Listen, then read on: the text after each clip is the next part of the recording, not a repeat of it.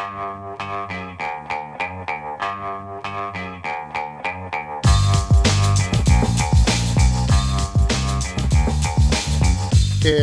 the Brian Lehrer Show on WNYC. Happy Wednesday, everybody. Coming up today, we're very happy to have Kai Ryssdal, host of Marketplace, joining us later this hour. He's so good at explaining economy things on his show, which, as many of you know, we air at 6:30, and he's agreed to do some one-on-one with me and you for the WNYC audience, even though he lives in L.A., so it's going to be really early his time, but Kai Ryssdal is going to join us in about half hour or so.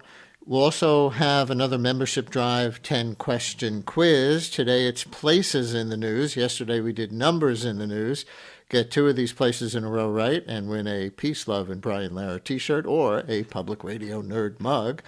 We'll start a membership drive series today of follow-ups on segments we think ran too short. We'll take the crit on that. Follow-ups on segments that we acknowledge ran too short. Today with Jodi Kantor and her book, How to Start Discovering Your Life's Work. People wanted more Jodi Kantor, and you're going to get some. And we'll continue our Drive Week series on organizing your stuff. Today it's organizing your loose papers and your digital life and integrating them into one. All that is coming up. But we start with our City Hall reporter, Elizabeth Kim, after Mayor Mamdani's big budget address yesterday, his first as mayor, with many really interesting specifics of what the city is going to spend money on or cut, consistent with his philosophies and with the budget realities that the city is facing and that he has to face as mayor. So let's dive in and go down some of this list with Liz. Liz, always great to have you on the show. Happy Wednesday. Happy Wednesday, Brian. And let me start, before we even play a clip, and I think the first one is pretty central to who Zohran Mamdani is as mayor. But let me start with a politics thing rather than a numbers thing. He praised Governor Hochul so many times. I watched the whole budget address event. He praised Governor Hochul so many times in that speech for helping the city close a $12 billion budget gap and get it down to zero for the new fiscal year. What did the governor do? Well, she ponied up the money. By her account, if you total everything, and not all of this is like cash aid. Some of these are sort of some kind of legislative changes that she made that allowed the city to unlock certain funding. And the prime example of that is allowing the city to delay making payments into its municipal pensions. He needed the governor to sign off on that, and he'll need the unions to sign off on that too. But the first step was to go to the governor, and that unlocked over $2 billion in short-term savings. So that's just one example. But she says that if you total everything that she's given the city in aid, that's including funding for universal child care, it adds up to $8 billion. And he's praising the governor so much, Brian, because she controls the purse strings. She is extremely important to his success as a mayor. He realizes that. His predecessor, Eric Adams, realizes that. And he very much wants to continue this narrative that Eric Adams also seized on, too, is like, gone are the days where there was this dysfunctional relationship between New York City, the New York City mayor, and the state governor.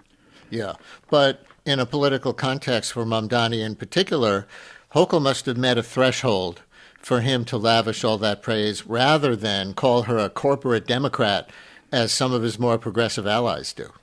This is interesting because I think that this, you see this is being debated on the left, is whether or not Zohran Mamdani did enough to pressure the governor, whether or not he got enough in return. You can make the argument that the governor giving him that, $1.2 billion aid to kickstart what is essentially a 2-year pilot to expand childcare, free childcare in New York City, that is an enormous win for the mayor. And that for that alone, the mayor got a lot. But there are other people who argue that, the mayor came in with a very ambitious agenda.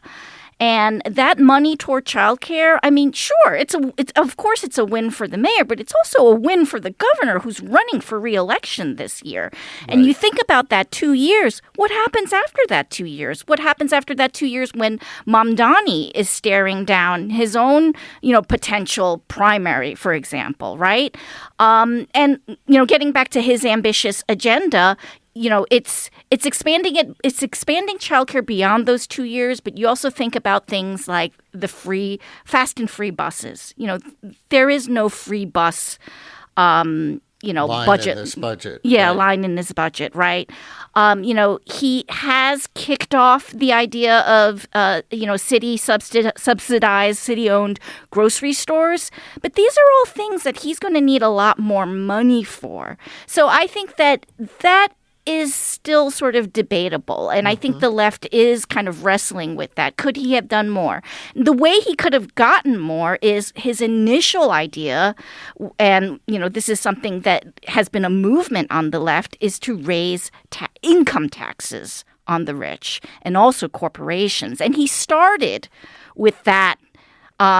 He started with that demand, but the governor was really unyielding in that. But some people said that maybe he could have, for example, withheld an endorsement of the governor for re-election. Maybe that would have opened a path for Antonio Delgado to then challenge the governor, and that's a primary. There are a lot of what ifs here, but I don't know that it's very clean cut. That he, did he do enough? Who has the upper hand here? Right. Really interesting. And you mentioned the word ambitious, and that's one of the things that jumped out at me early in his speech yesterday, even while explaining cuts that are going to help close this $12 billion budget gap that he inherited. He framed everything in terms of his belief in ambitious government. Here's a 13-second example of that from near the beginning of the speech. For too long, New Yorkers have been told that ambition must give way to austerity, that government can either be fiscally responsible or invest in people, but never both. This budget proves otherwise.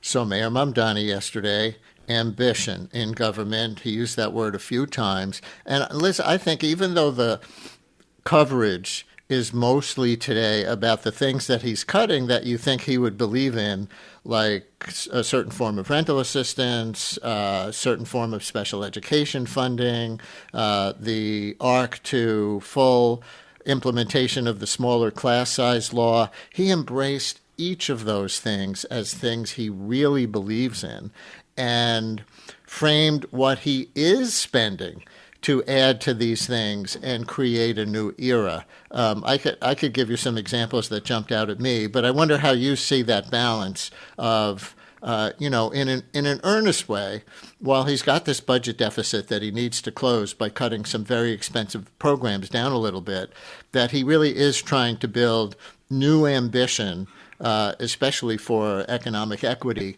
into his blueprint. I think that's fair, Brian. We do often point out that he has essentially backtracked on some campaign promises, which involve the expansion of the rental assistance program, also committing to complying with the 2022 state law that requires city schools to shrink class sizes. But that's also because that's the reality. Like, you campaign in one way, and then you step into office, and then you're staring down double-digit deficits. There are political considerations, right? And that is part of the reality of governing. But I think that you are right in pointing out that he has backtracked and stepped away from these promises, but he has, at the same time, I think you're right in saying that he has embraced the vision of what these policies are and the value that they bring. I think what happens with the rental assistance program, him calling it a very important tool, I thought was very interesting. But that's something to closely follow. What happens? Because currently he is in court. against the city council and the Legal Aid Society to fight the expansion. This is the expansion that he as a candidate embraced. Right. But he is carrying on the court fight of his predecessor, Yes. Eric Adams, and he's fighting this. And it will be interesting to see what the evolution of that program is. That has essentially become a local version of Section 8 in New York City. And if you talk to homeless advocates, they say that this is a lifeline to many struggling New Yorkers. And if you're going to campaign on affordability, this is a policy that I think helps people stay in their homes, avoid eviction. And it's part of the way of addressing the affordability crisis, in addition to freezing the rents, in addition to building more housing, right? And I think it's a perfect example that you keyed in. In fact, we're going to play a clip here. We're going to play your question to the mayor on this topic yesterday at the news conference that he did after his budget speech, and then his answer to your question, which I think perfectly exemplifies what I was trying to get at before about how he's trying to build growth into the context of these cuts. And listeners, for your context, the name of the voucher program is FEPS. You'll hear Liz on that. Here's her exchange with the mayor. Hi, Mr. Mayor. Hi, Liz. How are you? Good. On FEPS and the reduction in spending, how does that account for the fact that the city is still in litigation with the city council to expand that program? What happens if you lose that battle in court? What happens if you simply settle it and agree to expand it by a lesser number than the law mandated? If you're reducing the current spending on it, how will you account for what happens? And here's part of the mayor's answer. I think your question gets to the heart of it, which is the fact that this is an approach for FEPS as it exists today. The conversations continue with the council around the questions of the scope and nature of its expansion. However, at the core of both those conversations and this proposal is a fundamental belief in the purpose of this program and in the place that it has within New York City government. So, Liz, to my ear, and listening to other things that he said in the budget address and answering reporters' questions, yes, because of the overwhelming expense of the FEPS vouchers as they've been written into the law, he's cutting back for the moment, but he framed it there as within the scope and nature of its expansion and what he called a fundamental belief in the purpose of this program and the place that it has within New York City government. And then he went on to talk about trying to reduce the vacancy rate. I guess that's pressure on landlords who are holding apartments vacant that could, help push supply and demand more into equilibrium if they were being rented. He talked about doing more to get NYCHA actually repaired, NYCHA homes, and capital investment in housing. The city's going to spend money to help develop more affordable housing. So it's, he's squeezed, right? He's squeezed by the $12 billion budget deficit that he inherited, but he's trying to launch all these things that are going to be more in this particular direction. Issue number one for so many people, housing. I had a really long back and forth with the mayor's office over how to characterize their decreased spending on the rental aid assistance program. They are spending they are proposing to spend $500 million less. And I had characterized that as a cut because given what he proposed in his initial budget in February, that was not there. He is cutting from his initial vision of what he saw for that program. And this is just the existing program. He's not taking account into this expansion, which is still being fought out in court. And the city will likely have to pony up some money for that, assuming that they do reach a settlement. So you really have to question, their office was very adamant that, this $500 million is a savings. It is not a cut. But I think that is semantics. In some way, and they are pitching it, we are going to reform the program in a way. We're not going to cut the number of vouchers. But we're going to see, Brian, that's a lot of money, $500 million to remove in spending from, a very critical rental aid aid program like that. I think we'll see what they do. We'll see what other, the mayor alluded to other tools that we have to sort of support that program. One thing they could do is they could start maybe perhaps expiring some of those vouchers for people who currently have them. Like I said, this was not initially meant to be a permanent program. It was meant to be a stopgap for people who were struggling in their lives and to give them this voucher. But what's happened is the city's affordability crisis has deepened to the extent that it's very, very hard for people to not have this voucher anymore. And if you tack on to that, the fact that job growth has stagnated in the city, the mayor will be in a tough spot. We will see how he extracts these savings without hurting the people who are currently on the program or who are trying to get on that program. Another one like this that jumped out at me was the cuts as they're being reported to the special ed program. There are so many New York City public school students in special ed who cannot be served by the city's own classes. They don't do a great job of that, apparently. So a lot of kids wind up going to private special ed programs. And if they can show that the city didn't have the services for their kids, these families can get reimbursed.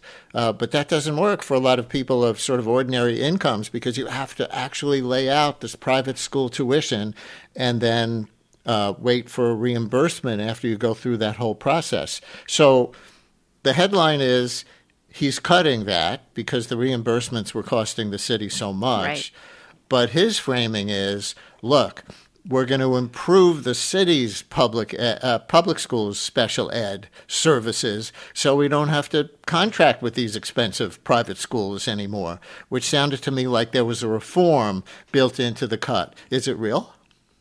I mean, that's the question, right? I think that the mayor is a master political storyteller, and but I think that there is merit to what he's saying because we all know, and this is because of just great analysis that Chalkbeat has done on the data, that the vast majority of people who are families who are getting these reimbursements, they go towards students who are white, even though the data tells us that white students make up a very small fraction of students with disabilities in the public school system. So there's something that's, not right there. And you can probably look at income is probably a factor too, because as you pointed out, Brian, oftentimes the families have to front the money and for the private school tuition and then go back to the city, sue the city, and get a settlement to get that reimbursement. And that's something that you can think that a lot of working class families just do not have the means to do that, right? So investing in special ed, I think that will do a world of good to the families that cannot afford to hire a lawyer, that cannot afford those upfront costs. Mm-hmm. But you can't deny that if you're going to do that, there are still going to be families who will not want to opt into the public school system for whatever reasons. Perhaps it's not appropriate for their child. There's going to be some families that come away upset by this. But I think that it's fair to say that it's worth making the investments to at least try to offer families this option that you can stay in the public school system. We can try to provide you with an adequate accommodation. One more, and that's on the expansion of the class size laws or the implementation of the state's class size law. This is a classic unfunded mandate, right? Because the state legislature and the governor signed a bill that mandates smaller class sizes in New York City, but didn't provide all the extra money to the city that's needed for the extra space, for the extra teachers, everything. And they put it on a pretty fast track. By this year, they needed to be reduced by a certain amount. By a couple of years from now, they needed to be reduced by more of an amount, really expensive for the city. And so the mayor negotiated with Hochul to slow down the implementation of the class size law. Okay, so it gets reported as a cut or a reduction in this thing that's supposed to be good, especially for the kinds of lower income students who he really wants to champion. But what we heard in the budget address yesterday, besides that fact, was that they're hiring 1,000 more teachers. So I was wondering if you could give us just a little context for that fact. Would it be accurate to say, even though they can't implement smaller class sizes as quickly as the original law envisioned, they're implementing it to a meaningful degree, and they're going to hire 1,000 more teachers just in the next school year? Or is that wrong? Well, I think that's a very generous framing, Brian, because the fact is this is a law. The mayor has no choice but to comply with it. And again, as a candidate, and sure, it's different when you're a candidate, right? You're not staring at budget numbers. But as a candidate, he did full-heartedly embrace this. And he even, proposed his own number of teachers that he would hire once he got into office.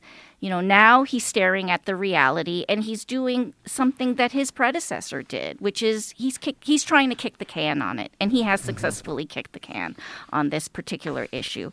And yes, he is still embracing, the concept and the principle, but I would say that I am sure there are proponents of this law, there are activists, education activists who fought for decades to get this law passed, right, who are very disappointed that the mayor is kicking the can on it because they feel this should have happened years ago.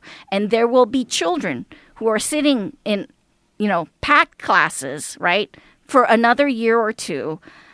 They're the losers. They come out the losers. Relative to what might have been by now. WNYC's Elizabeth Kim, City Hall reporter. She was at the mayor's budget address yesterday, and I watched it on television, and that was a pretty interesting exchange we just had there, Liz. So let's keep covering the mayor together. Thank you very much for today. Thanks, Brian.